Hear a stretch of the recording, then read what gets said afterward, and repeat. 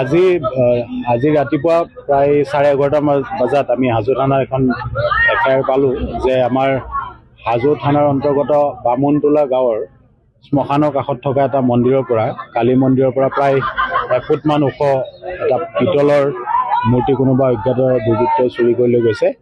এই সংক্ৰান্তত আমি তদন্ত আৰম্ভ কৰিলোঁ আৰু এতিয়া বৰ্তমান আমি আমাৰ ষ্টাফৰ কিছু ব্যক্তি তথা চোৰাংচোৱা আৰু কিছু স্থানীয় ব্যক্তিৰ সহযোগত আমি উক্ত মূৰ্তিখিনি মূৰ্তি বিভাগ আমি উদ্ধাৰ কৰিবলৈ সক্ষম হৈছোঁ আৰু উদ্ধাৰ হৈছে চানা কুটিৰ উদ্যোগ।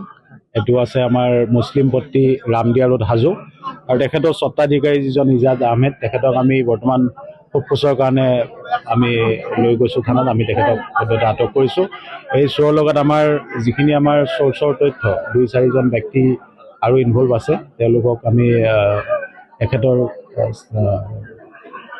স্বীকাৰোক্তিৰ ভিত্তিত তেওঁলোকৰ এগেইনষ্টে বিহিত ব্যৱস্থা লয়। ৰাইজে অভিযোগ দিছে যে এইগৰাকী যি উদ্যোগৰ স্বত্বাধিকাৰী তেওঁ পূৰ্বেও এনেকুৱা কাৰ্যত লিপ্ত হৈছিলে, চুৰি সামগ্ৰী কিনে। এই সংক্ৰান্তত আমি আমাৰ যিখিনি ক্ৰিমিনেল ৰেকৰ্ডছ আছে সেইখিনি আমি চাম, কিন্তু এই ক্ষেত্ৰত আমি যিটো আজিৰ কেছটোৰ ক্ষেত্ৰত আমি তেখেতৰ যিটো দোকান তাতে আমি উদ্ধাৰ কৰিবলৈ সক্ষম হৈছোঁ। অৱশ্যে এই ক্ষেত্ৰত তেখেতৰ ইনভলভমেণ্টটো থকাৰ সাক্ষ্য প্ৰমাণ পোৱা হৈছে, কিন্তু আগৰ প্ৰসংগ যিটো আছে এইটো আমি তথ্য চাইহে ক'ব পাৰোঁ।